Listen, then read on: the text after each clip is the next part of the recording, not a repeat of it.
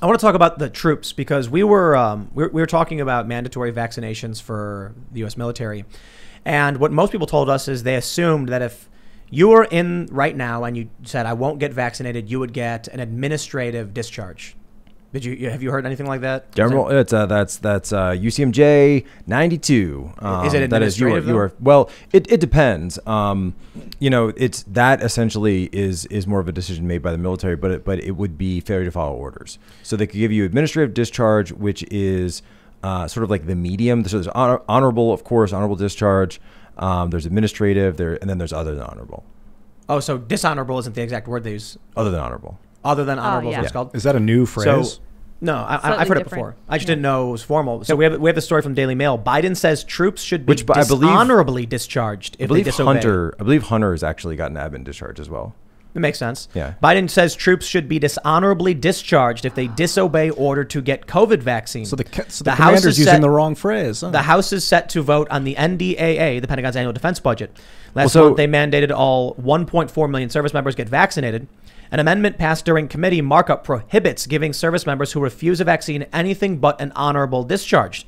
White House said that commanders must have the ability to give orders and take appropriate disciplinary measures, including enforcing the vaccine mandate. The White House also took issue with the section of the bill that exempts those who had the previous COVID-19 infection from the vaccine mandate. Now, that is insane. So a dishonorable discharge, the difference between that is a dishonorable discharge means it can only be administered by a court martial. Right. So that means you're actually going into a military trial that you've got a JAG, you've got a military judge, etc. You are facing charges, and then that whole process plays out. So the other ones that we were talking about are forms of administrative, but for dishonorable discharge, I mean, you have to there's medical discharge, right? There's medical discharge. Yeah, a lot of people, obviously, if you can get discharged for various reasons. It's not always something like negative. And then when you leave, if you want to retire, if you want to resign, if you're an officer, that's still considered a discharge. A discharge by itself doesn't necessarily mean something negative occurred. If you're an officer and you resign, everyone is discharged, right? Right. If you're an officer and you resign, it's honorable. Yes. Yeah. So anything other than honorable discharge would be not dishonorable discharge. That's a different thing. There's no court martial involved. What I'm saying is, dishonorable discharge means that you've gone through court martial and you are out. You are booted. So you could have anything other than honorable discharge without a court martial. Is that what you're saying? Right. That would all fall under these various forms of administrative discharge. So it doesn't seem like the people who refuse the vaccine as of right now will be dishonorably discharged.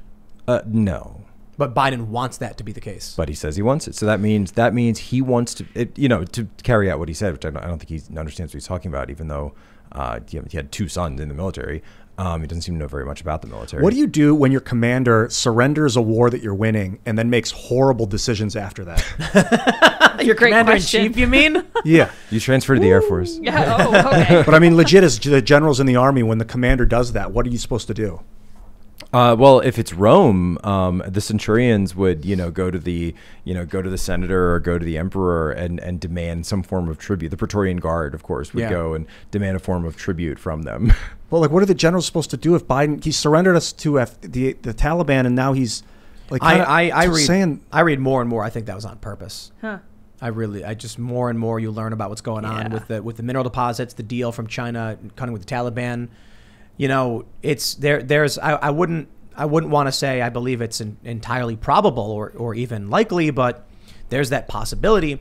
Joe Biden's done deals with China and his son, and he's hooking them up. This is why I tell people to take the Alaska pill, because we have so many mineral deposits under our own soil that if we're worried, by the way, about these deposits in Afghanistan, well, guess what? Flood the zone. Right? If we are putting our own minerals in this, then we're going to get them. They're going to be cheaper. We're going to be able to use them better. We don't need Afghanistan, and it's going to hurt them on the world market too. So we need an authorization for use of military force in Alaska. Invade Alaska. Yeah, we should invade Alaska. Occupy Alaska. Do some nation building. Occupy Alaska. Nation building in Alaska. 100%. Yes. All for it. 100%. Last time I was on here, we talked about this. That these towns out there, the poverty is insane. It's a nice thought. It really, really is. I think it would require a lot of private sector movements. However, in terms of any kind of actual military operation, I got to say this story about vaccinating our military.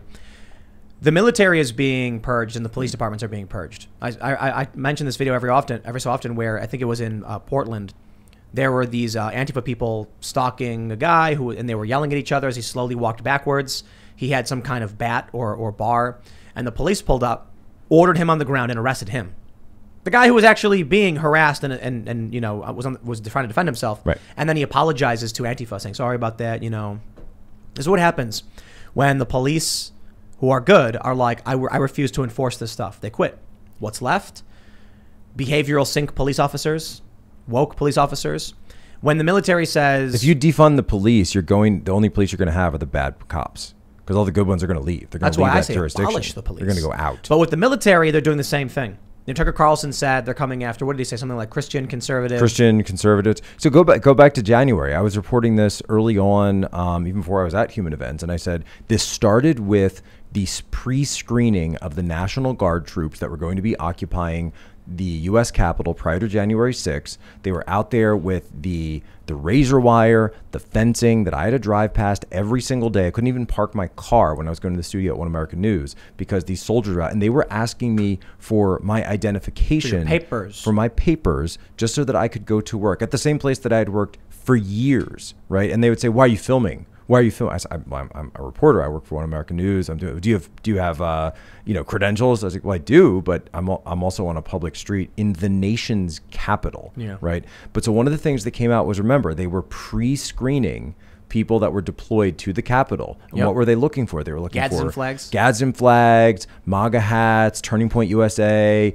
NRA, YAF, all these just like Gadsden very flags, the flag of Virginia, basic, or a symbol in Virginia they use in the license plates. Right. It's these very basic symbols of American conservatism or patriotism and Americanism. The Gadsden flag, I don't really think is. I mean, I know the libertarians try very hard to claim it, but it really is just an American symbol at the end of the day. Symbol of independence. And that phrase, "Don't tread on me," that's Ben Franklin. That was the idea that because the rattlesnake was such a North American creature that he said, this was something that really should be.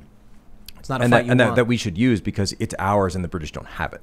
And so you get all these conservatives who are very confident that they would win against the left in any kind of civil conflict. One of the original memes of America, if you will. Except it's not true. Because if it ever comes down to any kind of real kinetic warfare, the entire military and the police departments will be wokeified by then. And there are a lot of people who are like, I would never follow those orders. Yeah, that's right. And they court-martial you or throw you out. And then the remaining woke, lemming NPC soldiers would do whatever they're told, like they did in D.C. Well, and remember, they're not going to be told that, oh, hey, these are just regular American citizens. They're going to be told these are extremists, these are crazy, they are far right, anti-vax, conspiracy nut jobs who believe that they want to overthrow the country. They are planning an insurrection, and you need to go in and infiltrate this group with, and get them to commit crimes so that we can bring them up on charges, and you get to egg them on, and then we're going to arrest them all, and you are saving the country by doing this. You see that event in D.C. where it was for the J6 defendants, but everybody was a Fed? Right.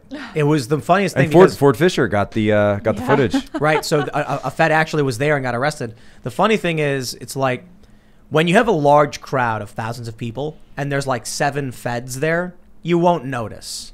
They all look fairly similar, and they're kind of obvious sometimes, but you got so many people everywhere. But when no one shows up and the only people there are Feds, they all look identical. They're wearing khaki shorts with the sides of their heads shaved, the same haircuts, the same sunglasses, the same watches, and it's like, what is this? Sidearm. Greetings, fellow insurrectionists. Right. How are you? Planning any insurrections?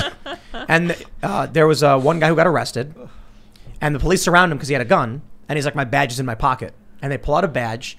Some people claimed he was undercover, but others claimed he was just an officer who was there. And I think the left was trying to frame it as federal agents are MAGA cultists, and they're at these events. Or was he recruiting? Recruiting?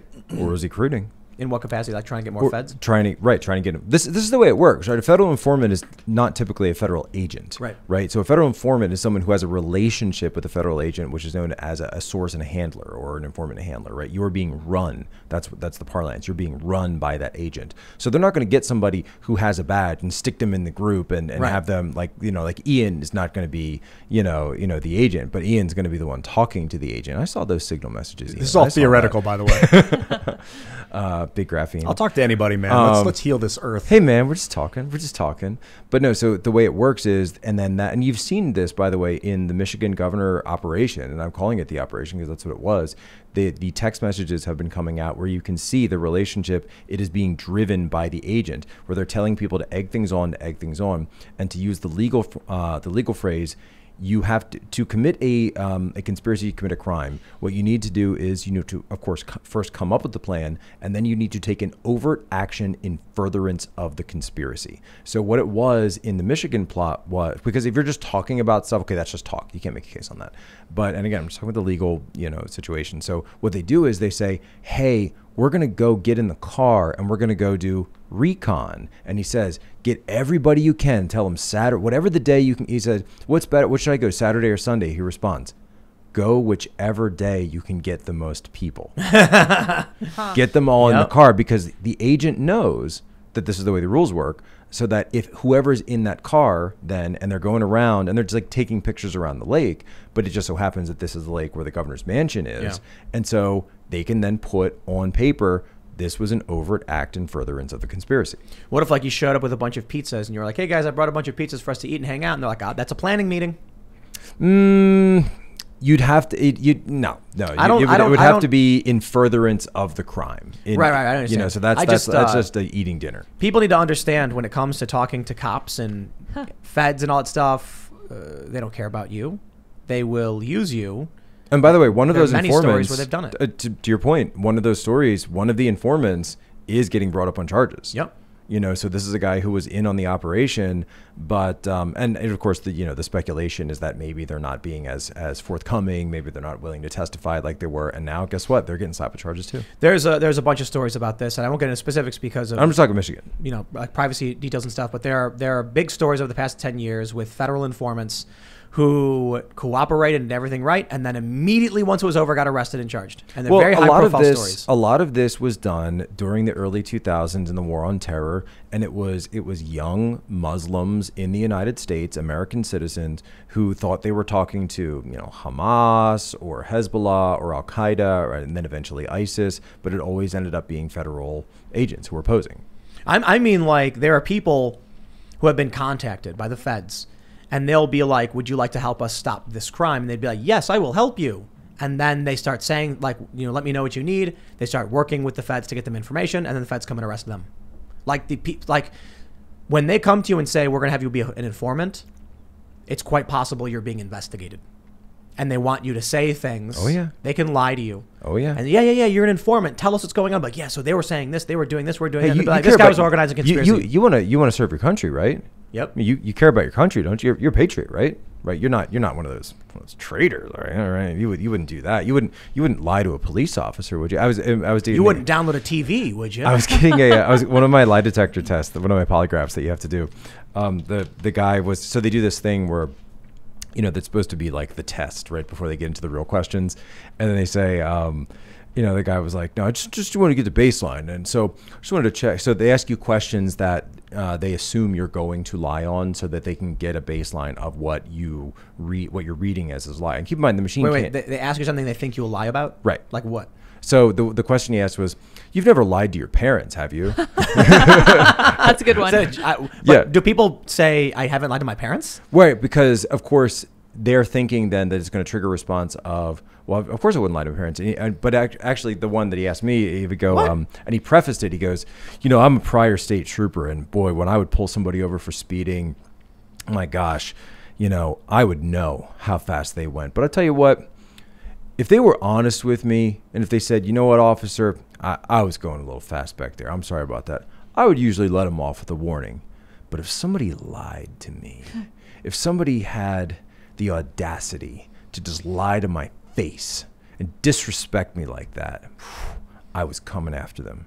You would never do that, right? You would never lie to a police officer, right? So keep in mind, understand what they're doing. They're priming you, right? So you're being primed to say, oh my gosh, I'm going to be in trouble if I tell this guy, who, keep in mind, he's the evaluator of the test and the proctor, the administrator of the test, right? So he's grading you. My answer to that is, I'm going to be honest, it was kind of confusing. I'm not quite sure what you were getting. Right, Honestly, right. when you make a really, really long question and then say you would never do that, I'm not quite sure what that refers to. Huh. You'd never lie to a police officer, would you? I would not lie to a police officer. Right. And so you never have lied to a police officer. I have never lied to a police officer. Never something like that. Right. Yeah. And so that's the idea, is that, because they're trying to prime you into a situation where you're going to tell, and it's a white lie, obviously. I lied to my parents all the time. What do you mean? I was a kid. It's not Kids a do that material, stuff. it's not Where were you material. last What night? the You said idea to the guy, is, I'm lying right now.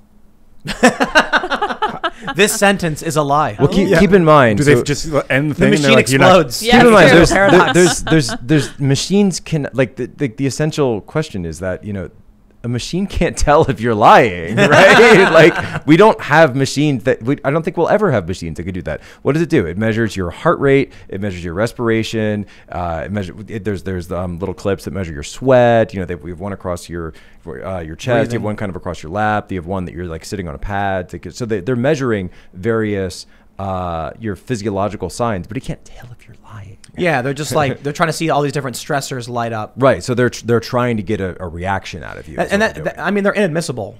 The lie detectors, to me, Which is why they're inadmissible, because they're Right. fake. right. They're completely fake. It is not real. Like, But I had a buddy who was doing that. It was called Pcast, was one of the systems, and he was doing it overseas for some third country nationals that were coming on base, and so he was that would work as like third country national workers, and so he was doing Pcast on them, and one thing he said was, we are evaluated not necessarily by the amount of people that we conduct, but we're actually evaluated by the amount of elicitations that come out of this, because essentially what you're doing is, for most people, for your general normie out there, you're putting them into this high stress environment. You're telling them that I will know if you are lying, so you better come clean, you better tell me. So then they start to ask a question, and they say, have you ever taken home government documents? Have you ever taken home government resources? And then they'll say, all right, I'm going to step away from the machine for a second. When I was asking that question, I was getting a weird reading, and I wasn't really sure what it was. It just seemed like something was registering with you just as I was saying the question. So is there something you want to tell me that maybe could help me word the question better, so that this test, this evaluation, can be more accurate to explain the situation? So if you just tell me that, I'll write it down, and I'll refurbish this question and reevaluate it for you. People spill their guts. Amazing. yeah, it just seems like polygraphs for the most part are to put people in high stress situations where they think they have to tell the truth. Right, exactly. And it makes them panic, and they're like, and then it's not real. Yeah, in interrogation, it's known as emotional fear up. So it's emotional fear up with a very elaborate. I got a better prop. one. What we'll do is we'll take two gigantic metal discs hooked up with a bunch of wires. Yes. And we'll have them hooked up to the polygraph and be like, don't worry about the giant metal discs. They just blast you with intense radiation whenever you lie. Oh. But you're not going to lie, so It doesn't matter. Yeah, you're fine. If you're not going to lie, then you You're won't gonna die lie. from radiation poisoning. Actually, just step out for a second. We just got to test them. Every time you lie, Ian, you have to grab eat the this- sponge. Every time you lie, you have to eat polonium, just so you know. Just a little bit. Just a little bit. A little bit, not a lot. We make you eat a lot of them. I mean, like a tiny little bit would just kill you, wouldn't it? Dust, like a toof. Wouldn't a tiny little bit just Yes, kill you? yes. Just Yeah, like start for sure. disintegrating your DNA or whatever? Completely. I've never heard of polonium Not before. What is this immediately, by the way. Yeah, that's what didn't that Navalny spy. get poloniumed? I don't know if it was Navalny. I think it was Somebody got polonium. not In their Skripal. tea, yeah. It was in the UK. Yeah. And it was one of the ones that they had ascribed to. Polonium's radium disintegration Russia. by synthetically bombarding bismuth with lead, or bismuth or lead with neutrons. You get this polonium How stuff. does it Yeah, kill so you're you, not. though? It's radiation. It's radioactive. Yeah, it goes into your body and then Yeah. starts Yeah, so destroying it's your not DNA. it's not immediate or anything, but yes. So it's not like ricin, which would be much more immediate. Yeah, people got to pay attention to the stuff they eat, man. Because Yes. some people, Number one. Yeah. you know, That's why when I hear people say that, hey man, it comes from the earth, I'm like, I don't know, man. A lot of stuff comes from the earth. That's not exactly the best argument. yeah, I don't.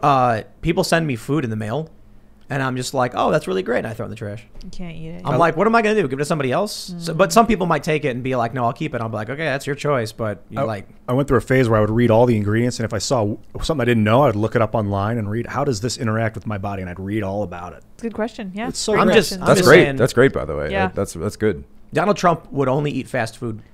You know why? That's exactly why.